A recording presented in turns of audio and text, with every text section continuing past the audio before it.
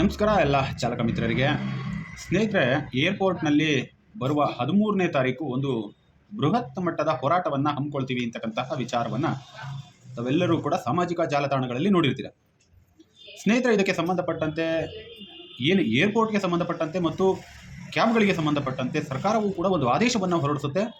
One rate one city ಅಂತೇಳಿ, ಒಂದು ನಗರ ಒಂದು ದರ ಇರುವಂಥ ಎಲ್ಲ ಕ್ಯಾಬ್ನ ಚಾಲಕರುಗಳಿಗೆ ಮಿನಿಮಮ್ 24 ರೂಪಾಯಿ ಕಿಲೋಮೀಟರ್ ಸಿಗಬೇಕು ಅಂತಕ್ಕಂತಹ ಒಂದು ಉದ್ದೇಶವನ್ನು ಇಟ್ಕೊಂಡು ಸರ್ಕಾರಗಳೇನು ಈ ರೀತಿಯಾದ ಆದೇಶಗಳನ್ನು ಮಾಡ್ತಾರೆ.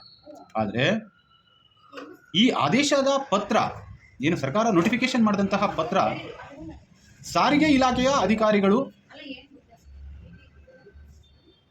ಕಂಪನಿಗಳಿಗೆ ನೀಡಿದ್ರ ನೋಟಿಸನ್ನು ಅನ್ನೋದು ಇಲ್ಲಿ ಪ್ರಮುಖವಾದಂತಹ ಪ್ರಶ್ನೆಯಾಗುತ್ತೆ. ಏಕೆಂದರೆ ಸರ್ಕಾರವೇನೋ ಆದೇಶವನ್ನು ಹೊರಡಿಸ್ಬಿಡುತ್ತೆ, ಆದರೆ ಇಲಾಖೆಯ ಅಧಿಕಾರಿಗಳು ನೋಡಪ್ಪ ಸರ್ಕಾರ ಈ ಥರದ್ದೊಂದು ಆದೇಶವನ್ನು ಹೊರಡಿಸಿದೆ, ನೀವು ಇನ್ನು ಮುಂದೆ ಎಲ್ಲ ಕ್ಯಾಬ್ನ ಚಾಲಕರುಗಳಿಗೂ ಕೂಡ ಮಿನಿಮಮ್ ಫೇರ್ 24 ರೂಪಾಯಿ ಕಿಲೋಮೀಟರ್ ಕೊಡಲೇಬೇಕು ಅಂತ ಆದೇಶವನ್ನು ಮಾಡಬೇಕು. ಒಂದು ಪಕ್ಷ ಅವರೇನು ಅದಕ್ಕೆ ರಿಪ್ಲೈ ಕೊಡಲಿಲ್ಲ ಅಂದರೆ ಸಾರಿಗೆ ಇಲಾಖೆಯಿಂದ ನೋಟಿಸ್ ಇಶ್ಯೂ ಮಾಡಬೇಕು.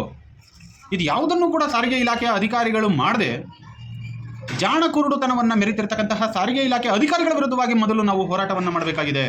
ಕಂಪನಿಗಳ ವಿರುದ್ಧವಾಗಿ ಅಲ್ಲ, ಈ ಭ್ರಷ್ಟ ಸಾರಿಗೆ ಇಲಾಖೆಯಲ್ಲಿ ಕುಳಿತಿರ್ತಕ್ಕಂತಹ ಅಧಿಕಾರಿಗಳ ವಿರುದ್ಧವಾಗಿ ನಾವು ಹೋರಾಟವನ್ನು ಮಾಡಬೇಕಾದಂತಹ ಅನಿವಾರ್ಯತೆ ಇದೆ. ಇವತ್ತು ಚಾಲಕರ ಹಸಿವನ್ನು ಯಾವ ರೀತಿಯಾಗಿ ವ್ಯಕ್ತಪಡಿಸ್ತಾರೆ ಏರ್ಪೋರ್ಟ್ನ ಜಾಗಗಳಲ್ಲಿ ಮತ್ತು ಹಲವಾರು ಜಾಗಗಳಲ್ಲಿ ಕ್ಯಾಬ್ನ ಚಾಲಕರುಗಳು ವಿಡಿಯೋಗಳ ಮುಖಾಂತರವಾಗಿ ಸಾಮಾಜಿಕ ಜಾಲತಾಣಗಳಲ್ಲಿ ಪ್ರತಿದಿನವೂ ಕೂಡ ಅವರ ನೋವನ್ನು ಹೇಳ್ಕೊಳ್ತಾ ಇರ್ತಾರೆ. ಇಂಥ ಯಾವ ವಿಚಾರಗಳು ಕೂಡ ಸಾರಿಗೆ ಇಲಾಖೆಯಲ್ಲಿರ್ತಕ್ಕಂತಹ ಅಧಿಕಾರಿಗಳಿಗೆ ಮತ್ತು ಸಂಚಾರ ವಿಭಾಗಕ್ಕೆ ಸಂಬಂಧಪಟ್ಟ ಅಧಿಕಾರಿಗಳ ಕಿವಿಗೆ ಬೀಳೋದೇ ಇಲ್ಲ. ಏರ್ಪೋರ್ಟ್ನಲ್ಲಿ ಏಕಾಏಕಿ ಗಲಾಟೆ ಊಬರ್ನ ಸಂಸ್ಥೆಯಾಗಿ ಹೋರಾಟವನ್ನು ಹಮ್ಮಿಕೊಳ್ತೀವಿ ಅಂತ ಹೇಳ್ತಾರೆ. ಅಲ್ಲಿಯೇ ಚಾಲಕರುಗಳು ಕೆಲವೊಂದಿಷ್ಟು ಜನ ಸೇರಿಕೊಂಡು ಬರುವ 13ನೇ ತಾರೀಕು ಒಂದು ಹೋರಾಟದ ದಿನಾಂಕವನ್ನು ಘೋಷಣೆಯನ್ನು ಮಾಡಿಬಿಡ್ತಾರೆ. ಇದು ಯಾವ ಸಂಘಟನೆಗೂ ಸಂಬಂಧವಿಲ್ಲದೆ ಇರತಕ್ಕಂತಹ ವಿಚಾರ. ಚಾಲಕರುಗಳಿಗೆ ದಿನಾಂಕವನ್ನು ಮಾಡ್ಕೊಳ್ತಕ್ಕಂಥದ್ದು ಬರುವ 13ನೇ ತಾರೀಕು ಅಂದರೆ ನಾಡಿದ್ದು ಇರುವ ಎಲ್ಲ ಕ್ಯಾಬ್ನ ಚಾಲಕರುಗಳು ಕೂಡ ಡ್ಯೂಟಿ ಮಾಡಬೇಕು ಅಂತಕ್ಕಂಥ ಬಹು ಬೇಡಿಕೆಯನ್ನು ಇಟ್ಕೊಂಡು ಹೋರಾಟದ ದಿನಾಂಕವನ್ನು ನಿಗದಿಪಡಿಸಿಕೊಂಡಿದೆ. ಅದೆಲ್ಲದರ ಮಧ್ಯದಲ್ಲಿ ಸ್ನೇಹಿತರೆ, ಇವತ್ತು ಇನ್ನೊಂದು ಬೆಳವಣಿಗೆ ಏನಾಗಿದೆ ಅಂತಂದರೆ, ಪೊಲೀಸ್ ಇಲಾಖೆಯಿಂದ ನೋಟಿಸು ಇಶ್ಯೂ ಆಗುತ್ತೆ.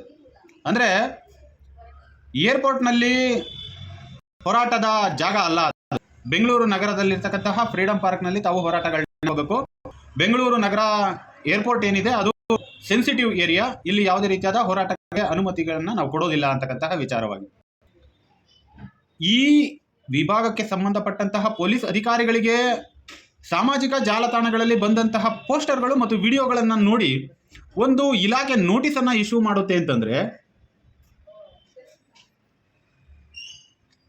ಅದೇ ಸಾಮಾಜಿಕ ಜಾಲತಾಣಗಳಲ್ಲಿ ತನ್ನ ಹಸಿವನ್ನು ತಾಳಲಾರದೆ ಚಾಲಕನೊಬ್ಬ ನಮಗೆ ಅನ್ಯಾಯ ಆಗ್ತಾ ಇದೆ, ನಮಗೆ ನ್ಯಾಯ ಕೊಡಿ ಸ್ವಾಮಿ ಅಂತ ಕೇಳಿದಾಗಲೂ ಕೂಡ ಇದೇ ಕಾಳಜಿಯನ್ನು ವಹಿಸಿ ಅವತ್ತು ಅದೇ ಚಾಲಕರನ್ನ ಕರೆದು ಕುಂಡ್ರಿಸಿ ಮಾತಾಡಿ ಅವ್ರಿಗೊಂದು ದಾರಿಯನ್ನು ಕಲ್ಪಿಸಿಕೊಟ್ಟಿದ್ದರೆ ಇಲಾಖೆಗೆ ಒಂದು ಹ್ಯಾಟ್ಸ್ ಆಫ್ ಹೇಳ್ಬೋದಾಗಿತ್ತು. ಯಾವುದೇ ಸಂಘಟನೆಗಳಿಲ್ಲದೆ ಕೇವಲ ಚಾಲಕರುಗಳ ಹೋರಾಟದ ದಿನಾಂಕಕ್ಕೆ ಎದುರಿರ್ತಕ್ಕಂತಹ ಸಂಚಾರ ವಿಭಾಗಕ್ಕೆ ಸಂಬಂಧಪಟ್ಟ ಪೊಲೀಸು ಮುಂದಿನ ದಿನಗಳಲ್ಲಿ ನಿಜವಾಗ್ಲೂ ಕೂಡ ಚಾಲಕರುಗಳು ಹೋರಾಟಕ್ಕೆ ಕರೆ ಕೊಟ್ಟರೆ ಹೇಗಿರುತ್ತೆ? ಏಕೆಂದರೆ ಇಡೀ ಬೆಂಗಳೂರಿನಲ್ಲಿರ್ತಕ್ಕಂಥ ರಸ್ತೆಗಳು ಎಲ್ಲವೂ ಕೂಡ ಚಾಲಕರದೇ. ಕೇವಲ ಫ್ರೀಡಂ ಪಾರ್ಕ್ ಮಾತ್ರ ಕುತ್ಕೊಳ್ಬೇಕು ಅಂತಕ್ಕಂತಹ ತಮ್ಮ ಬೇಡಿಕೆ ಇದೆಯಲ್ಲ, ಫ್ರೀಡಂ ಪಾರ್ಕ್ನಲ್ಲಿ ಕಟ್ಟಿರ್ತಕ್ಕಂತಹ ಬೃಹತ್ ಕೋಟೆ ಇದೆಯಲ್ಲ, ಆ ಕೋಟೆ ಇಡೀ ಜಗತ್ತಿಗೆ ಸಾರ್ವಜನಿಕ ವಲಯಕ್ಕೆ ಎಲ್ಲಿ ಗೊತ್ತಾಗುತ್ತೆ ಅಂತ.